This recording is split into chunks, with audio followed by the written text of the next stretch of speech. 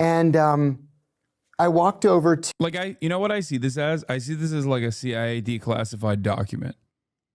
You know what I mean? 20 years after the fact, 30 years after the fact, 40 years after the fact, the CIA will just like openly declassify something that everybody pretty much knew, and offer you a deeper insight into things that you already had suspected or things that you already had pieced together through looking at the impact, right?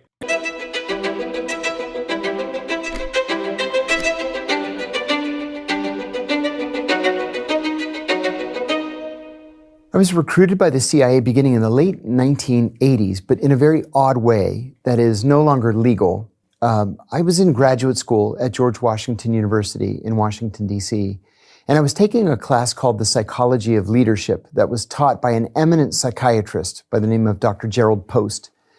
Dr. Post gave us an assignment one day where we had to shadow our bosses and write a psychological evaluation of our bosses. And I was shadowing my boss, and he was a very difficult, mean, unpleasant, strong, brutish kind of person. And I went back to my apartment and I wrote my paper. And I said that he was a sociopath with psychopathic and possibly violent tendencies.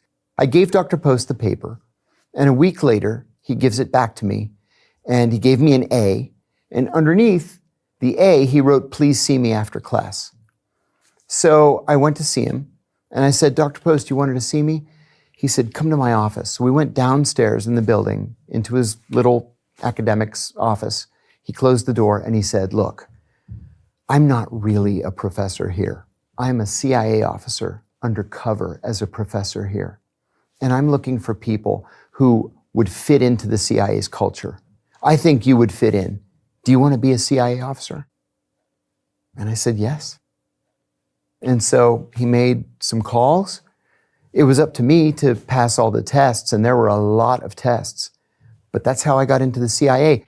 And I guess when you first joined the CIA, what was the global political landscape like, and what was the US's stance with their foreign policy? When I joined the CIA, the Soviet Union was literally in the process of collapsing.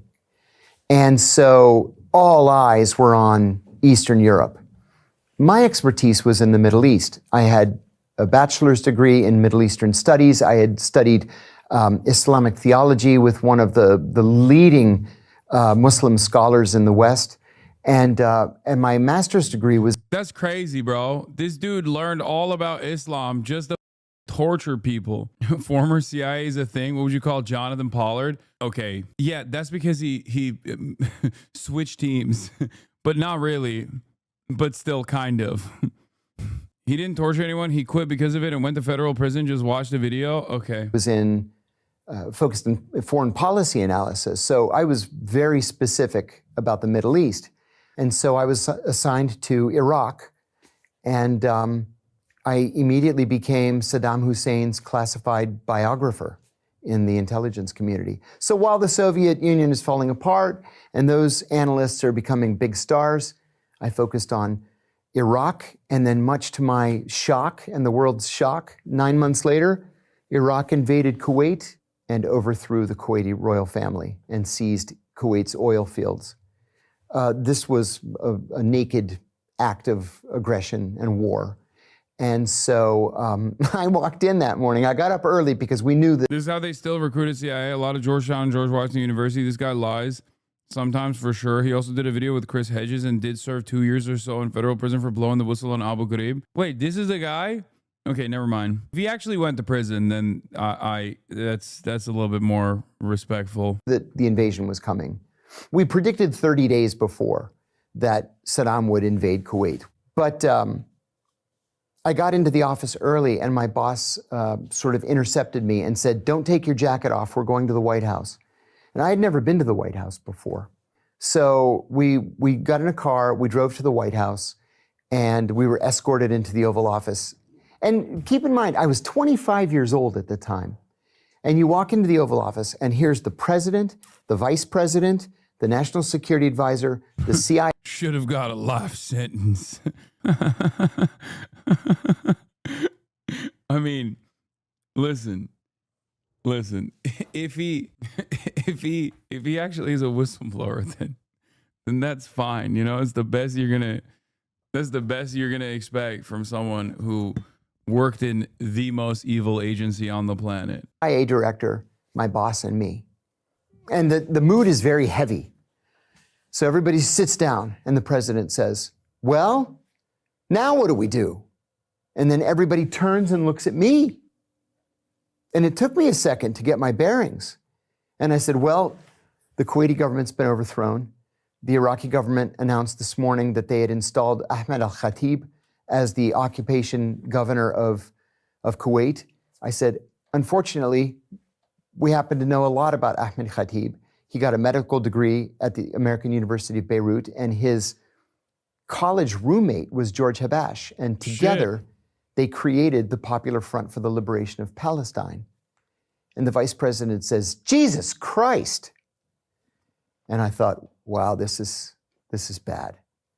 We finished the briefing, got up and walked out, and two things happened. My boss said to me, there's something you need to understand. He said, I'm not sure that you're appreciating the importance of what's happening. It's not unusual for a country that we cover to go to war. It's highly unusual for a country that we cover to go to war with us. And then later that afternoon, Margaret Thatcher, who at the time was the British Prime Minister, called the president. It was George H.W. Bush, and famously told him, these were her words, now's not the time to go wobbly, George. And that call was like a wake-up call for George H.W. Bush. And so we sent the largest army deployed since the end of the Vietnam War. We invaded Kuwait, we liberated it, and then the rest is history. You were then stationed in the Middle East. What was your role out there? I served first in Saudi Arabia, then in Kuwait, and then I went back to headquarters for a while and decided that I so loved serving overseas that I wanted to do it on a longer-term basis. So I applied for what's called a rotation at the State Department. And I mean, this was an honest-to-God State Department job where I left the CIA and I went to the State Department. I was sworn in as a foreign. Very, very different function. Very different function from the CIA. Foreign Service officer, and I became the economic officer at the American Embassy in Bahrain for 2 years, and then back to headquarters to work on Iraq again. But I did get bored. After 7.5 years of Iraq, every single day Iraq. And so I made a very unusual transition from intelligence to operations, and specifically to counter-terrorist operations. And what does that mean? So as an analyst, your job is to sit in a cubicle, read all source intelligence that's coming in from all over the world, think the big thoughts, write papers that probably nobody will ever read. Once or twice a week, you write something for the president, if it's important enough to merit his attention. And then you go home at the end of the day. Counterterrorism operations was what you see in the movies. Is the Foreign Service actually that close to the CIA? Yes. The State Department is basically like, it's the same thing. It's so the same thing that they literally, even in movies, they basically admit that it's the same thing. Like, it's a cover. Straight into weapons. And then after weapons, I went into explosives. After explosives, I went into counter-terrorist driving, and then advanced counter-terrorist driving, which was out in the desert out west. And then you learn how to spot, assess, develop, and recruit spies to steal secrets. And what year was this? That was 1997.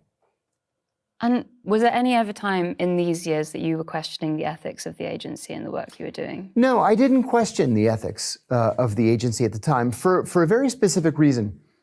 When Bill Clinton was elected president, he issued an order that the CIA had to, what they called, cull their recruited assets.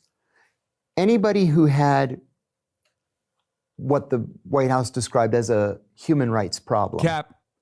was to be fired, right? So we didn't want to do business anymore in the 1990s with death squad leaders or assassins. Okay, this is why I'm saying that like this is why I say that like a couple things that he said so far are like not entirely correct. Like this is why he's just like, once you're an agent, you just still have that agent mindset. This is exactly the type of shit that I hear even from a guy who's a whistleblower. There's a lot of stuff that he's saying that still does kind of reputation laundering for the CIA. Like saying, oh, I switched teams, I went to the State Department as a Foreign Service officer. Like that's not as though that is like separate from his activities as a part of the CIA, or even when he says stuff like oh, we called our assets after the directive from Bill Clinton. We called through our assets, like recruited assets, and we weren't working with like death squad leaders and things like that. There's never been a moment in CIA history that they have not worked with death squads in general. The CIA will work with everybody. The CIA will work with communists. Okay, it is the most agnostic agency on the planet. Make no mistake, they will literally work with straight up communists. I mean, and I'm not even talking about Rojava, which is a great example of this, right? As long as it suits their purpose, they will literally work with anyone and everyone. There is no ideological enemy for the CIA. It is an agnostic agency that is in it for the love of the game, is in it for evil, that's in it to advance America's interests, that is in it to advance the empire's interests, and they will absolutely even work and back both sides of a conflict. They will absolutely work and back communist groups as well as Nazis and death squad leaders and whatnot. Obviously, more often than not, the ones whose ambitions are closely aligned with Americans will be the Nazi ones. But and Clinton was serious about that. And I remember saying to a colleague at the time, I can't believe they're actually serious about human rights. This is really a very pleasant surprise for me. But Bill Clinton wasn't president forever. He was only president for 8 years. And then 9/11 happened, and literally everything changed in the blink of an eye. like, I am to assume that Bill Clinton, who was also responsible for significant portions, if not probably one of the most responsible parties for like the number one anti-terror initiative that has been from the start to finish one of the most significant like Middle Eastern terrorism operations in the American State Department, as far as American foreign policy, is Palestinians. Okay, the Palestinian Liberation Organization, any kind of pro-Palestinian org around the world has in perpetuity been considered terrorist organizations. As I've talked before, Palestinian liberation organizations broadly were the first orgs that were ever called terrorist and in legal language. Like the definition, the terrorism definition, the terrorism designation unironically comes from Palestinian ones. And that is directly Israeli influence in American foreign policy, specifically around the Middle East. The idea that Jeffrey Epstein affiliate, Jeffrey Epstein associate Bill Clinton, who also played a formative role in the so-called peace process, was refusing to work with, these sorts of figures is ridiculous. So in 2001, where were you working? What was your role at that time? In 2001, I had just returned from my first overseas operational tour in Athens. And I was working in headquarters, and my job was to train Middle Eastern intelligence services in how to carry out counterterrorism operations. And so I had to go to the White House on the morning of September 11th, 2001, with the director of the CIA's Counterterrorism Center, Ambassador Kofor Black. And I walked over to... You know what I see this as? I see this as like a CIA declassified document.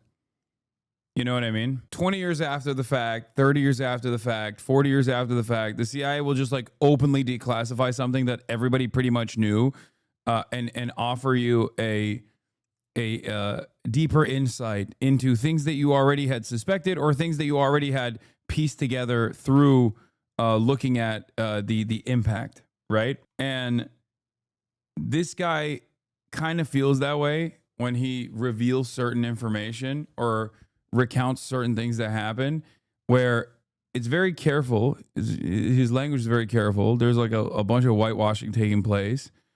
And it's just like confirmations for stuff that you knew already. To his office to tell him that our car was ready to take us to the White House. And when I got there, his secretary had a small TV on her desk because you couldn't watch TV on your computers back then. And the news was on, and one of the towers of the World Trade Center was burning. And I said, "What happened to the World Trade Center?" She said, "A plane had flown into it." And I said, "Well, you know, that happened once before. In 1932, a plane flew into the Empire State Building, but it was really raining and very foggy that day." Yeah, right. CIA agent said, "What happened on 9/11?" He said, "Shit, not Atta, not him." It's so clear today. How can you not see that you're flying into the World Trade Center? And as soon as I said it, the second plane hit. And she turned to me and she said, "Did you see that? Or did I imagine it?" And I ran back to my office and I said, "Guys, 2 planes just hit both towers of the World Trade Center. I think we're under attack." And then everybody ran up to the director's office, TVs all over the place. And we're all just standing there. And then the 3rd plane hits the Pentagon. There was an officer from the... And at that point, I was like, all right, did that one.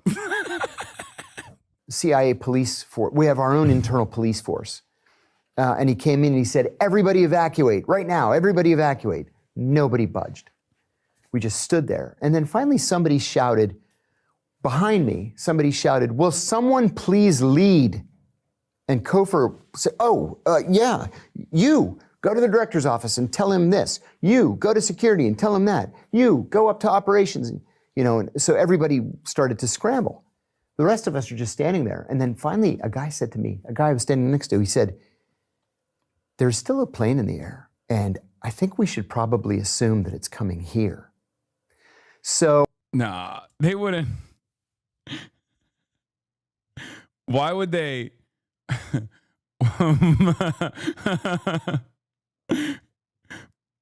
Why would they team kill? That doesn't make sense. That doesn't make any sense. So my girlfriend, who later became my wife, she was also a senior CIA officer. She met me at my apartment, and we went to the roof and That's we watched friendly the fire. Pentagon burn for an hour. And then she said, "We should try to donate blood." So we went. There were blood mobiles all over the place, but the lines were so long, they told us it'll be 24 hours before they could clear the line. And I said to her, "This is ridiculous. We have to go back to work." So I walked back to my car, drove across the grassy median, drove back to the CIA, and then I didn't leave for 4 days. I just balled up my jacket and I slept under my desk. And I guess from that point, it changed everything. It changed literally everything. I remember saying to a colleague, "Do they realize what they've done?" I mean, I get that this group wants to strike a blow to US hegemony and the empire. I get it. But do they know nothing from history? Do they not know that our response is going to be 1,000 times what they did to us? And certainly, we spent altogether in the so-called war on terror, we spent $23 trillion. And we killed as many as 2 million people. Did they not see that coming? Osama bin Laden said later that he wanted to damage the US economy. He failed. And he was responsible then for the deaths of an untold number of people. What did he think he was really going to accomplish? So it was a failure all around and changed the world permanently. And who was Osama bin Laden and what was his intention? The bin Laden family is a very honorable, very highly respected family. Dozens of them live permanently in the United States.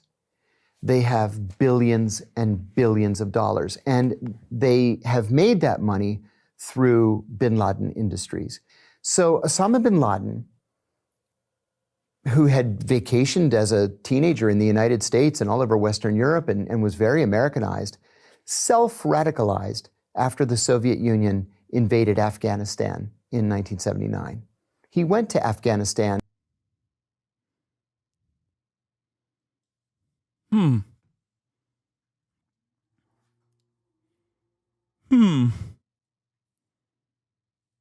They just self-radicalized. No involvement here whatsoever. You know what I'm saying? This is the type of shit that like you can find out through the voluntary contributions to the media by people like Brzezinski, Mika Brzezinski's dad.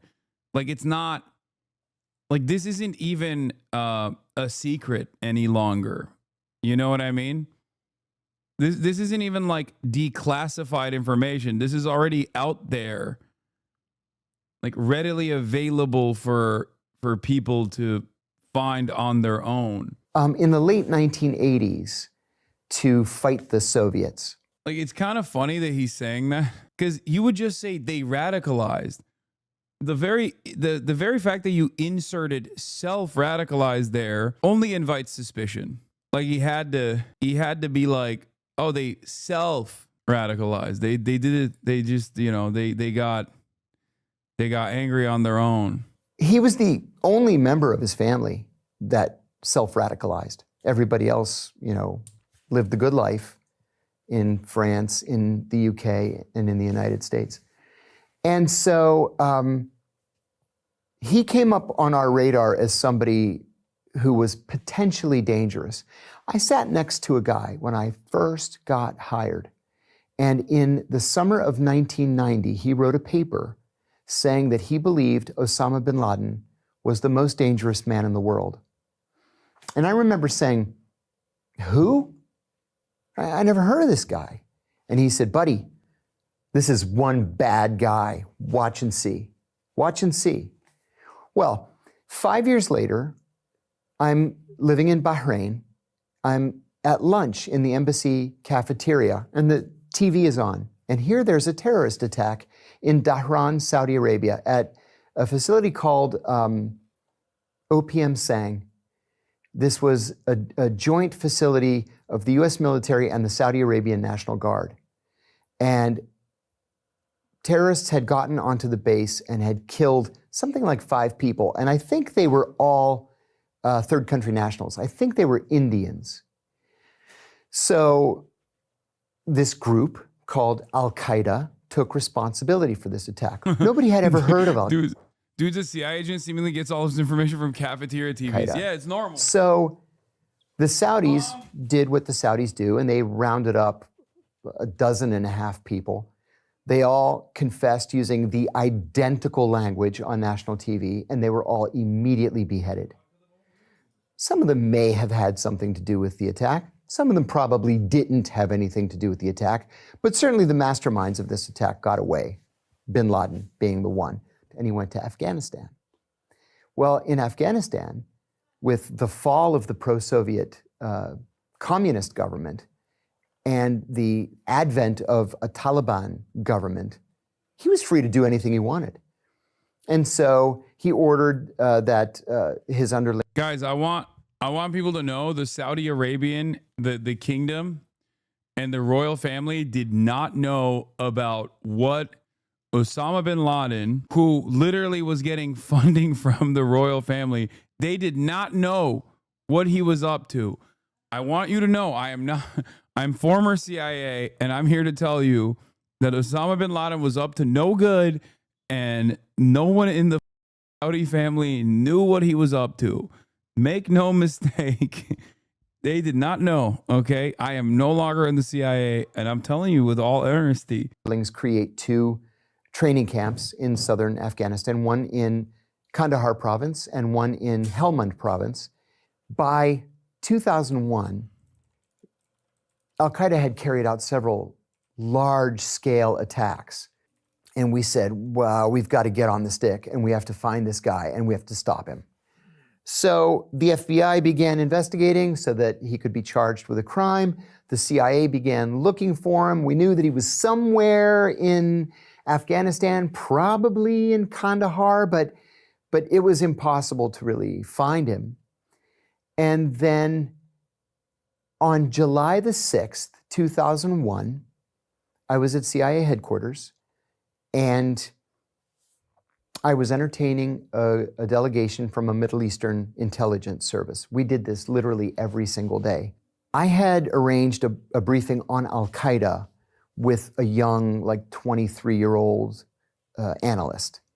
So I said, well, we're going to start off today with a briefing on Al-Qaeda. The door opens and Ambassador Black walks in with the chief of operations for the Osama bin Laden group.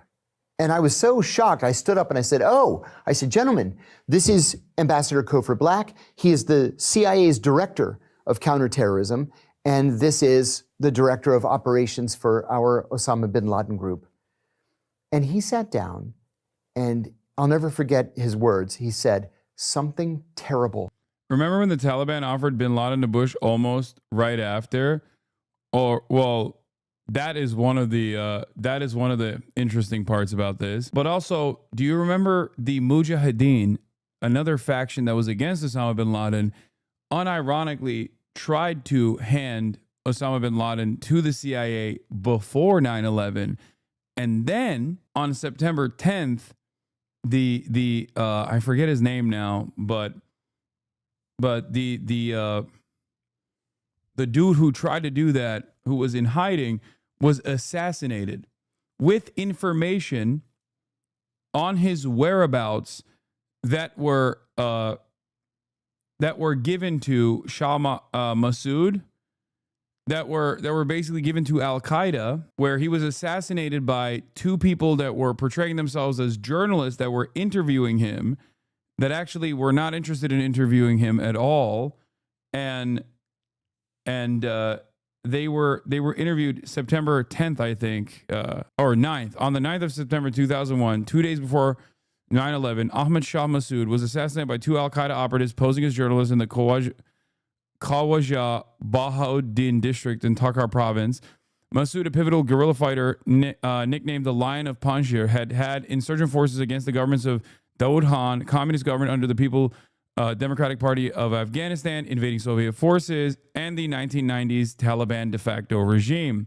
At the time of his assassination, Massoud commanded the forces of the Northern Alliance, backed by the United States, India, Tajikistan, Uzbekistan, and Iran, fighting against Taliban forces backed by Pakistan, also the United States of America, by way of Pakistan. Massoud remained a vocal critic of the Pakistani interference in Afghanistan through the Taliban and Osama bin Laden's Al-Qaeda in Afghanistan, including publicly warning U.S. President George W. Bush 5 months prior to 9/11 that the situation in Afghanistan, if unresolved, will also affect the United States and a lot of other countries. Shortly after a press conference in the European Parliament in which Massoud denounced Pakistani interference, the Taliban, and Al-Qaeda, Osama bin Laden called for volunteers to deal with Ahmad Shah Massoud.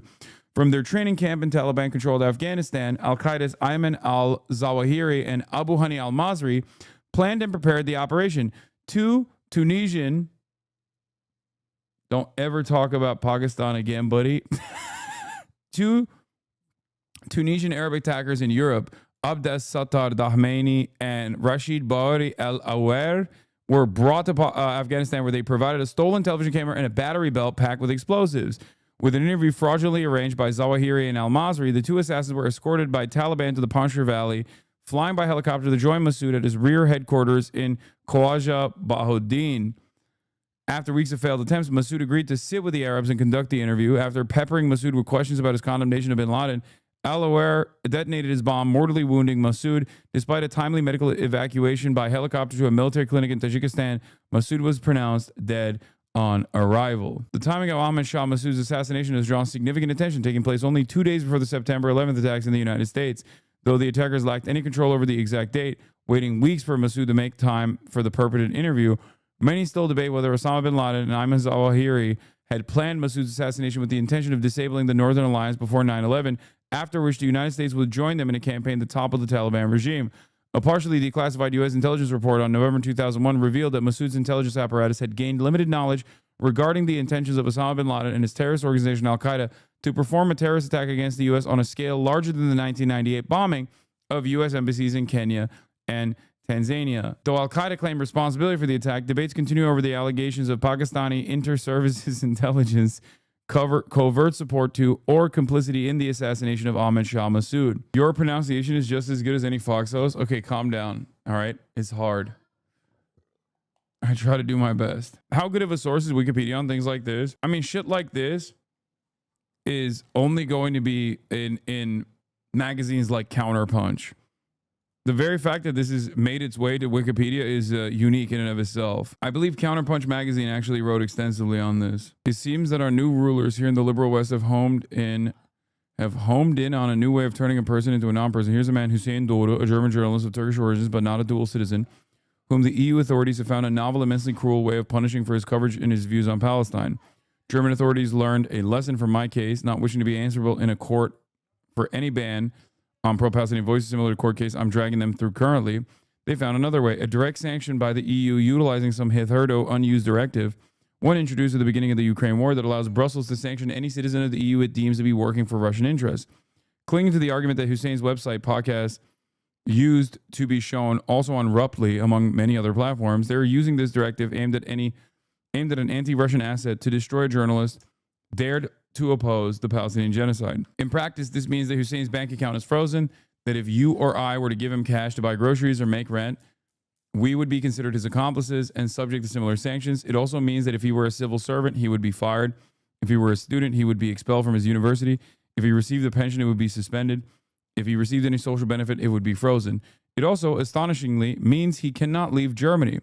Last but definitely not least, it means that Hussein cannot sue his government for turning him into a non-person, but only challenge the European Commission in Brussels, where he's not even allowed to go. Yeah, this is the guy who is in charge of Red, right? I think that's what it was, right? The German dude of Turkish origin. If it makes me safer, I'm okay with it.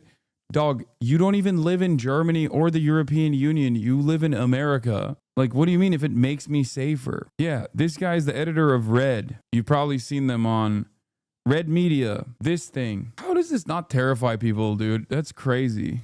Or not Red Media. Wait, did they delete the account entirely? Isn't it Red? Was it not Red? Red Letter Media? No, dude. Is it Red Letter Media? I don't think it's Red Letter Media. No, it's not. That's a totally separate thing. That's like a Star Trek thing. No, Redfish. Is it Redfish? No, it's not Redfish either. Redstream. Oh, yeah, this is it. This is it. All of you guys are so dumb sometimes. I swear to God. This is it. Yeah. Proudly sanctioned by the EU for exposing their complicity in a genocide. This is the dude. Hussein Doğru.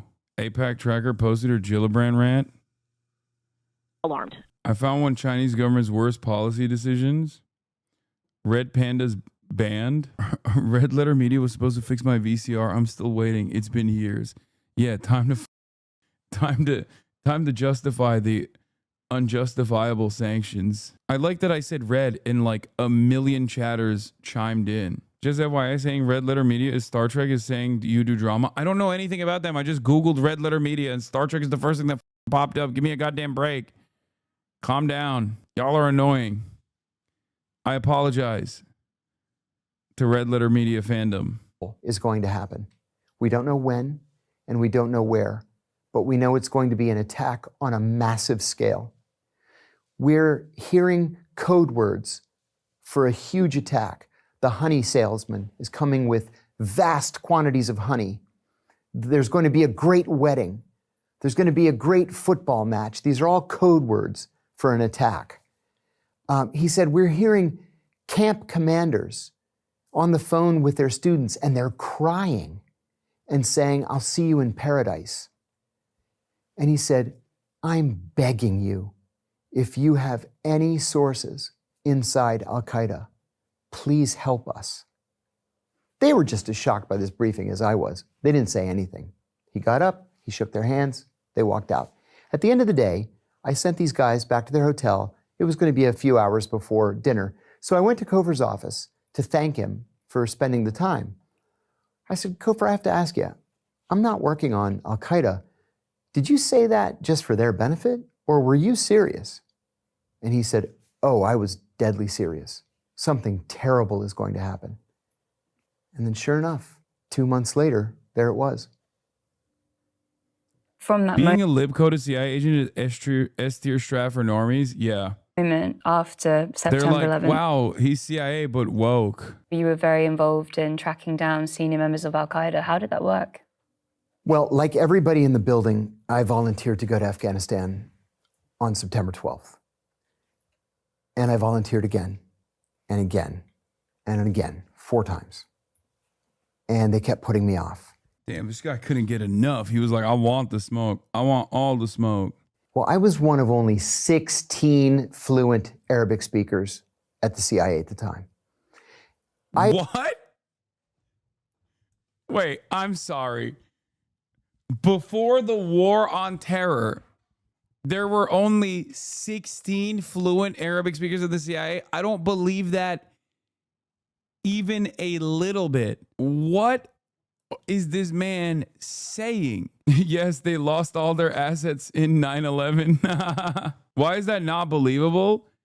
Ain't no way, dude. Are you kidding me? Does the CIA employ? First of all, you have the State Department right there. The CIA has 21,575 agents, employees, estimated. Now, you might say, that's now, okay? Let's say back then they had 10,000 agents. Ali Soufan said he was the only Arabic-speaking FBI agent in New York City. Also, they don't even speak Arabic in Afghanistan, but that's besides the point. I'm not even understanding why he brought that up as a important point. But like the fact that the CIA has 16 agents that speak, like, what? The U.S. carried out at least 13 major military operations or interventions in the Middle East before 9/11. This includes covert CIA operations, direct military strikes, and large-scale deployments between 1940s and 2001. What do you mean? They were doing that with 16 guys in a dream? Really? 16 guys in a dream. They were targeting assets in the region, and they were like, you better speak American, boy. Like, they would go to dudes who speak Pashtun in the valley, and they were like, do you speak American? I'm here with a proposal, sir. White boy speaks perfect fluent Arabic, shocks everyone. When are we gonna get Jelani on Vlad TV? Jelani on Vlad TV. He's like, yeah, man. Yes, this Didi case is unbearable to witness. Listen, when I was the Grand Vizier of Al-Qaeda in Syria, I saw some heinous, but I never thought this Didi oil controversy is something that human beings would be capable of doing. On Vlad TV, he's gonna offer his takes on the Diddy case. Okay, let's keep going. I had worked years earlier for the deputy director of the Counterterrorism Center, so I considered him to be a friend. I went into his office and I made a bold and completely empty threat. And I said, if you don't send me to Afghanistan right now, I am going straight to Exxon with my Arabic and I'm not looking back. And he says, take it easy, take it easy. Can you go to Pakistan? And I said, yes. When? He said, tomorrow. I said, yes. What do you want me to do there? He said, I want you to be the chief of counterterrorism operations. I said, fine. And so I left the next day. I arrived in Islamabad at 4 o'clock in the morning. And then the driver said, oh, I'll pick you up at 7 to take you in the office. And I said, oh my God, please. I can't sleep on planes. I haven't slept since I left Washington. It's been. What is this? FBI situation was even worse. The source says through most of the 1990s, only 2 translators at FBI headquarters spoke the language. As recently as last year, the General Accounting Office and investigative arm of Congress found that the FBI, State Department, and Army all continue to have trouble finding language specialists. The report did not look at intelligence agencies.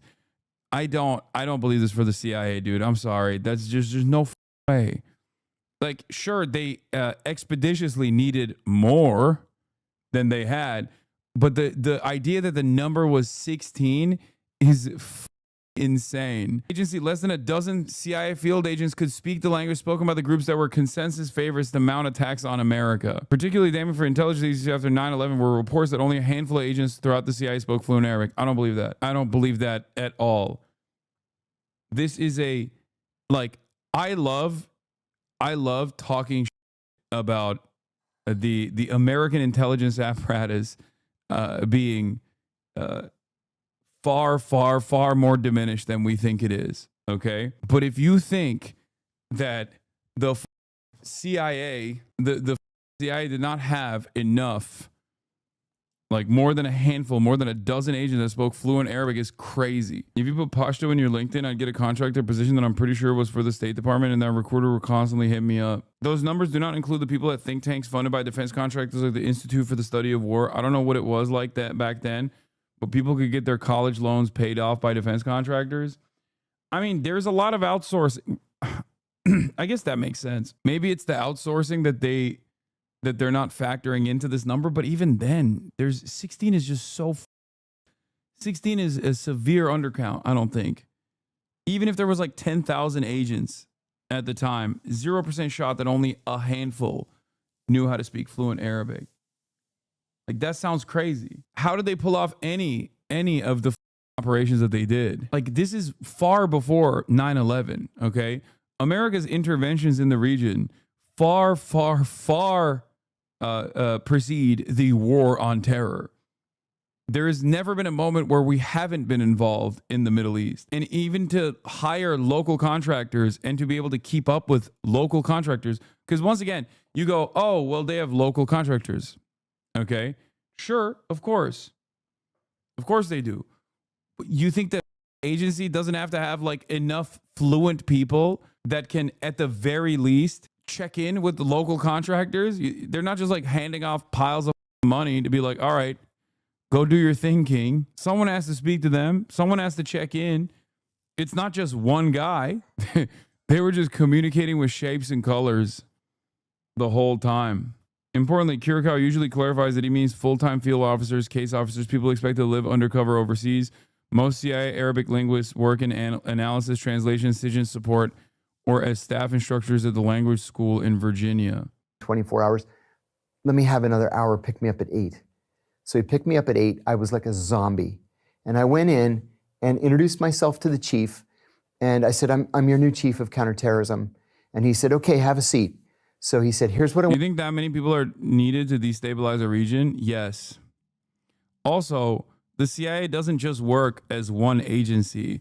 The CIA does routinely rely on think tanks that we know and love, like Foundations for Defending Democracy, for example.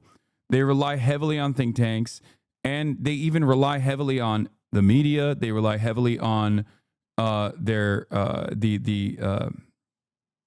universities, and also they rely heavily on they also rely heavily on what do you call it, NGOs as well. I want you to do today. I want you to come up with a standard operating procedure to take down a terrorist safe house. And I said, okay. So I went back to my office and I sat with a legal pad and a pen, and I thought, okay, if I were going to take down a terrorist safe house, how would I do that? And then I thought, I would want it to be dark. I wouldn't want anybody to see me. So I wrote O200 at the top of the paper. And then I thought, I need weapons, like lots of weapons. I bought guns, ammunition, night vision goggles, battering rams, bulletproof vests, knives, walkie-talkies. From scratch, we started this thing. And I thought, well, 9/11 is an open criminal investigation, so I have to invite the FBI. And this is Pakistan. It is their country, after all, so I have to invite the Pakistanis. So I wrote, joint team, CIA, FBI, ISI, with the list of weapons. I ordered the weapons. They were there, in days. So a week later, we did our first test raid. We caught 2 al-Qaeda fighters. Another few days later, we caught an actual mid-level guy from Egyptian Islamic Jihad. It worked. And then finally, 6 weeks later, we get word from a sister agency in the Washington suburbs that Abu Zubaydah, who we believed at the time was the number 3 in al-Qaeda, was somewhere in Pakistan, and we had to catch him. That was all we knew. He was somewhere in Pakistan. And I said, in our morning meeting, I said, this country is the size of Texas. It has 220 million people in. What do you mean he's in Pakistan? Go catch him. But we came up with a plan, and we caught him. He was shot 3 times and severely wounded. So I sat with Abu Zubaydah for 56 hours after we shot him. The Pakistani doctors there saved his life, pumping blood into him as quickly as they could. It was just oozing out of him, pooling underneath the bed. He was soaked in blood. We were soaked in blood. It was like a scene out of a horror movie. But he lived. And then finally he asked me, what's going to happen to me? And I said, honestly, I don't know. But I'm going to give you some advice. I said, I am the nicest guy that you're going to meet in this experience. My colleagues, they're not nice like I am. So if you do one thing, it's that you have to cooperate. And he said, you seem like a nice man, but you're the enemy, and I'll never cooperate.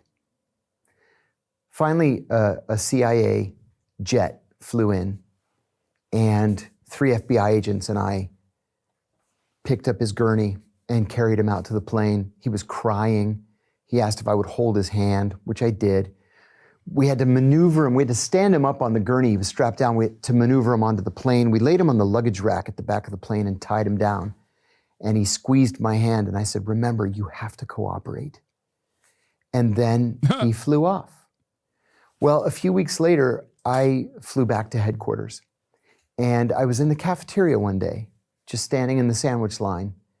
And a senior officer walked up to me and said, very casually, hey, I'm so glad I ran into you. Do you want to be certified in the use of enhanced interrogation techniques? And I had never heard that term before. This was May of 2002. I said, what's that mean? And he says, we're going to start getting rough with these guys. And I said, well, what does that mean? And he described these 10 techniques. And I said, that sounds like a torture program. And he said, it's not torture. The Justice Department approved it and the president signed it. We're going to start soon. You want to be in? And I said, let me think about it. I consulted a very senior officer, went back downstairs, and I said, this is a torture program. I have an ethical and moral problem with it. I think it's illegal, and I'm not interested. Well, of the 14 people that they approached, I was the only one who said no. And on August the 2nd, 2002, CIA began to torture Abu Zubaydah, and they tortured him mercilessly. And what method of torture were they? Well, they were supposed to start off with the least dangerous and least offensive technique, which was called the attention grab, where you grab him by the shirt and give him a shake and say, answer my questions. And it gets gradually worse from there. But they didn't do that. They started with the worst technique, waterboarding. They strapped him down to a board. His feet were elevated compared to his head. They put some material cloth around his face and in his mouth, and then started pouring water on his face. They did this 87 times. And he actually drowned at one point. His heart stopped. And then they revived him just so that they could torture him more. Was Abu Zubaydah the first? Abu Zubaydah was the first. He was the test case. And in a very rapid succession, we caught some of the most important leaders of Al-Qaeda. We caught Khalid Sheikh Mohammed, who was the mastermind of the 9/11 attacks. He was waterboarded 100. Abu Zubaydah was 83 times up, and Khalid Sheikh Mohammed was waterboarded 187 times. We used other techniques that I even believed were worse than waterboarding. We used one called the cold cell, where we strip the prisoner naked and then chain him to an eye bolt in the ceiling so he can't sit or lay or get comfortable in any way. And we know from reporting out of Guantanamo, the least offensive techniques included, wall slam. That's why I thought it was funny when he was talking about the t-shirt thing. But yeah, that's another one of the least offensive techniques, is like slamming someone into a wall. It's crazy. Sleep deprivation, music, having a sensory deprivation. I mean, we've done some of them with the boys, with the Aussie boys, if you remember. Stress positions. Israel has perfected it. Like, Israel's torture methods are insane. There's a banana hold, where they just like put you on a chair backwards, tie your hands to your feet. A lot of these techniques are still being used by the Israeli occupying forces in Israeli prisons. Find out more by reading Adamir, the Palestinian prisoner rights group that, of course, I believe Israel considers a terrorist group as well. we chill the cell to 50 degrees Fahrenheit, and then every hour, a CIA officer throws a bucket of ice water on him. We murdered 2 prisoners with that technique. They died of hypothermia and then were just buried there on the grounds, unmarked. There was another technique called sleep deprivation, right? We all know what sleep deprivation is. But what they did in this case was they strip you naked, chain you to that eye bolt in the ceiling again, and then have these industrial strength lights on you and loud acid rock, death metal music 24 hours a day. We know from the American Psychological Association that people begin to lose their minds at day 7, and they begin to die at day 9. Your organs shut down. The CIA kept people awake as long as 12 days, and people did lose their minds. So it just got worse. This is a good opportunity to remind people that they knew that this method, torture, enhanced interrogation, whatever you want to call it, was approved by the Supreme Court of the United States. And also it led to 0 actionable intelligence, because it turns out when you get tortured, unlike in the movies, you just lie to stop the torture. You just say whatever you want them to hear, because you just want the pain to stop. You're like, yes, I am the mastermind of 9/11 and 9/12 if you want that to be the case. Information received under duress and torturous conditions like this have never led to actionable intelligence, okay? Yes, Supreme Court Justice Antonin Scalia, in his opinion justifying torture, used the show 24 as a reason as to why. Where he said, in a hypothetical situation like in the show with Jack Bauer in the show 24, what if there was a nuclear first strike that was imminent, that was going to happen in Washington, D.C., and torture was the necessary method to get this information out? That is a real thing that has happened, coming from the brilliant mind of Antonin Scalia, a real former Supreme Court of the United States justice who died in a hunting lodge, I think. And worse and worse. And I kept waiting for somebody to say something. These techniques were successful in gathering intelligence? Well, see, that's the thing, is all of these techniques were unsuccessful in gathering intelligence. The intelligence that we gathered successfully was intelligence gathered by the FBI in the person of Ali Soufan, who was an FBI agent who used the tried and true FBI technique of establishing a rapport with the prisoner, a relationship. You offer him a cup of tea, a cigarette, an orange, a piece of paper to write a letter to his mother. You don't beat him and torture him and kill him. And so under Ali's, guidance, Abu Zubaydah gave us actionable intelligence that saved American lives. And the CIA would start torturing him and he would go completely silent. So it was not just wrong ethically and legally, but it didn't work. If anything, it just made the situation worse. What was the turning point that made you decide to go public about this torture program? This program was so clearly wrong to me that I anticipated someone going public, and no one went public. Well, I resigned from the CIA effective spring of 2005 and went into the private sector. In December of 2007, I got a call from a reporter from ABC News, which is one of the major news major networks in the United States, the American Broadcasting Corporation. And this journalist said that he had a source who said that I had tortured Abu Zubaydah.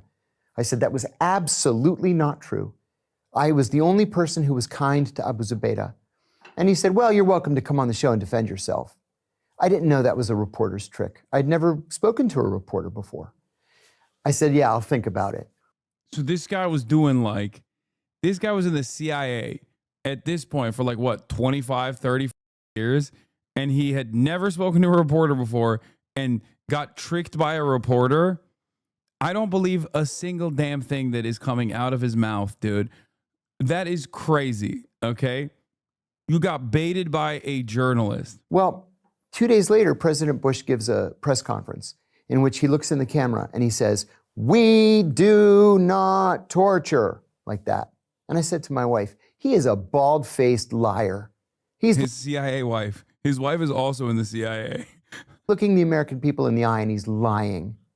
And then 2 days later, he was walking to the helicopter to fly to Camp David. And reporters always shout questions at the president when he's walking in a helicopter. And usually he just goes like this, like he can't hear, and waves. They can always hear. So a reporter shouts a question about torture, and he turns and he says, well, if there is torture, it's because of a rogue CIA officer. And I said to my wife, Brian Ross's source is at the White House, and they're going to try to pin this on me, because they were angry that I was the only one that declined. So I called the reporter, Brian Ross, and I said, I'll give you your interview. And I decided in the days leading up to it that I was simply going to tell the truth. No matter what he asked me, I was just going to tell the truth. And that's what I did. And what truth was that?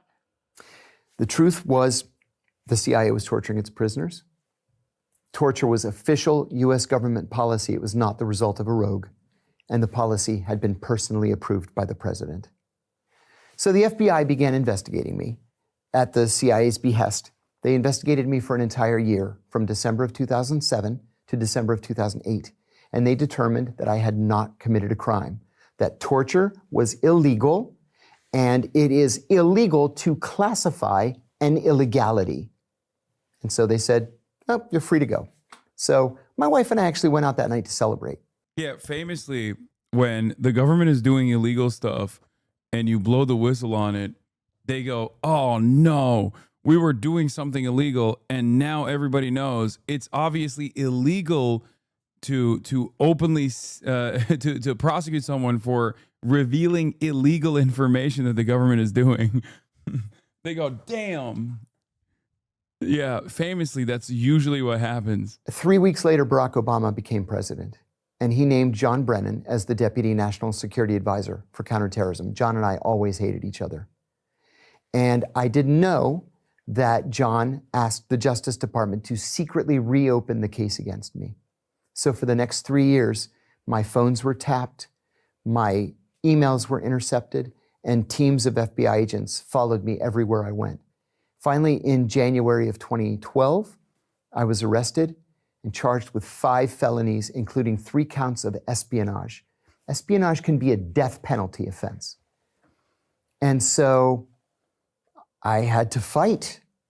I was confident in my heart that I had done nothing wrong. The espionage charges were thrown out. I hadn't committed espionage.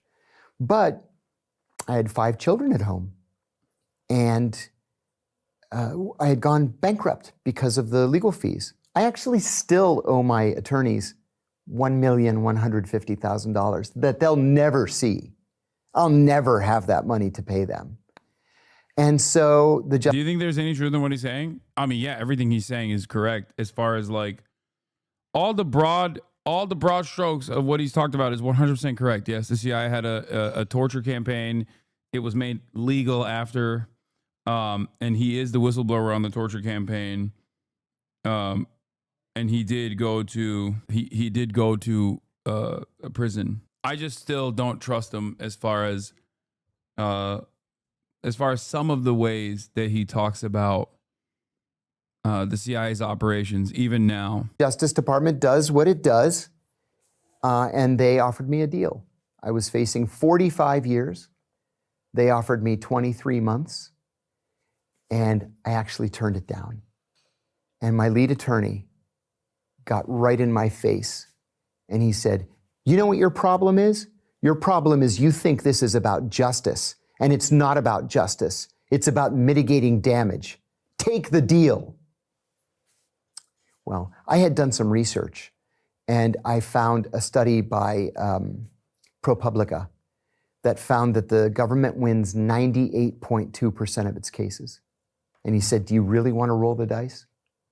So I took the deal.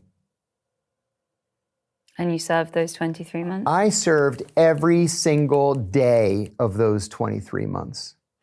Every day. Well, first of all, I should say, I have zero regrets. Somebody had to say something. Zero regrets because I wanted to be able to sleep at night. I wanted my children to be proud of me. And I didn't want future generations to say, you know, that Kiriakou guy, he could have stopped this. And he didn't. You know, what kind of person is that? I wanted to be on the right side of this. I knew what was right and wrong. It was clear. It was obvious. There were a lot of bad guys in very senior, important roles at the CIA. I had to counter that. And, you know, I said also that these CIA people, if they thought that prison was going to cow me, was going to silence me, they didn't know me at all. So in my view, I won. And you think it's had an impact on the way the CIA operates now? It has absolutely, definitely had an impact. In fact, when Gina Haspel became the CIA director during the first Trump administration, we used to call her Bloody Gina because she was the godmother. This part is also true. Of the torture program. In her confirmation hearings before the Senate Select Committee on Intelligence, she said that the torture program was wrong and that she wished she had nothing to do with it. And I said, I call that a victory. And any intelligence officer or anyone that kind of witnesses wrongdoing and they want to speak out, what advice would you give to someone? You have to go with your conscience. The CIA likes for its officers to believe that everything in life is a shade of gray. And that's just simply not true. Some things in life are black and white, right and wrong. And deep down, we know what's right and what's wrong. So trust yourself, trust your judgment, even if you know there's going to be fallout.